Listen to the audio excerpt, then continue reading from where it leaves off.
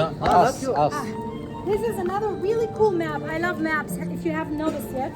It's, we don't know exactly when it was done, but it was done between 1842 and 1879.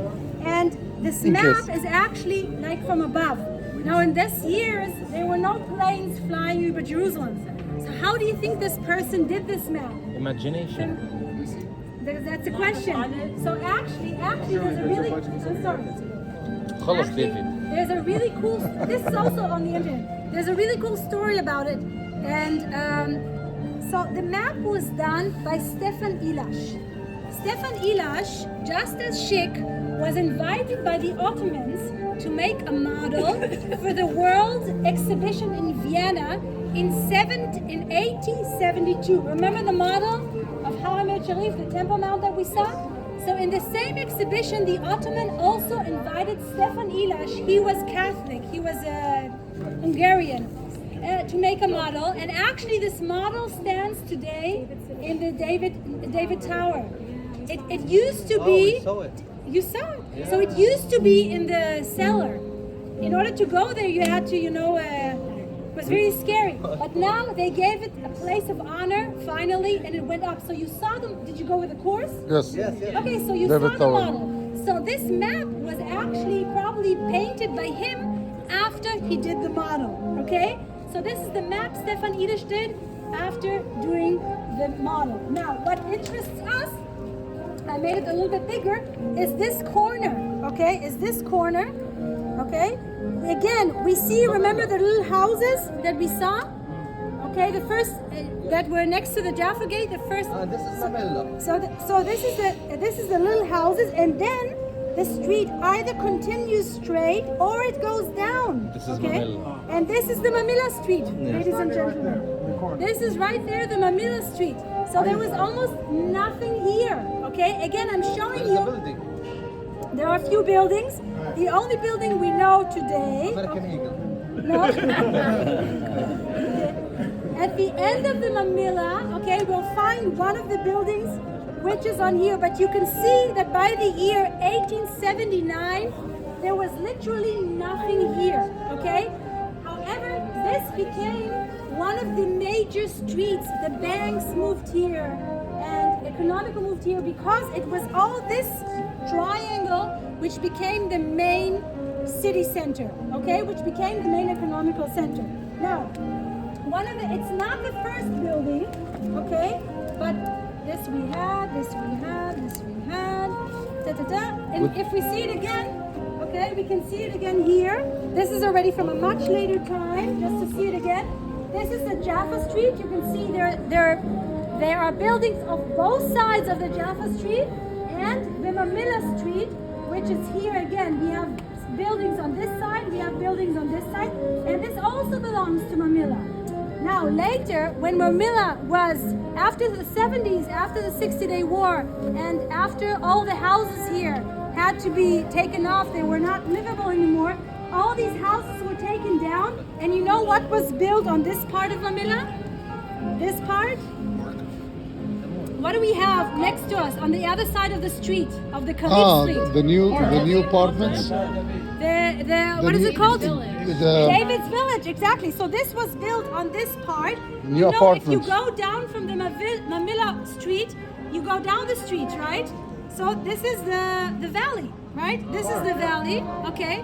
So we are basically standing now somewhere here, okay? However, everything is new. Okay, so one of the buildings that was, now most of the buildings did not survive. Most of the old buildings did not survive. What? Just the music is a little bit, but it's fine. It's okay. It's nice to my voice, you know. It's nice thing. Let's make it hard on your voice. It's very romantic because nothing survived, and it's very, sad. But a lot of the buildings did not survive. In the 70s, when the municipality started to think about this area, which was full of ruins, and full of old houses, they had to evacuate the people who did live here under terrible conditions. They really didn't want to go because it was their home. But anyway, they had to evacuate. So the first idea was to take everything down. all the old houses except for one. But with time, people went against it, and they decided to keep a few buildings. So one of the buildings they decided to keep is exactly the building, first of all, behind you. If you look behind you, okay, look up. It's a very nice building. It's called the House of Clark. Clark. Clark. He has a Clark. John Clark. No, not John. I mean, in order to remember. Okay, say John Clark, but it's not John Clark. His story is actually very interesting. He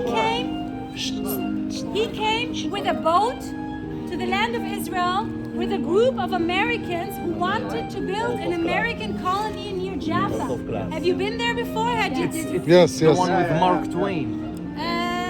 No, it was for the German, and then it took lasted over. only 1 year. Exactly. It was a failed community, but two people, let's put it this way, two people did survive this community and had a lot of influence on Jerusalem.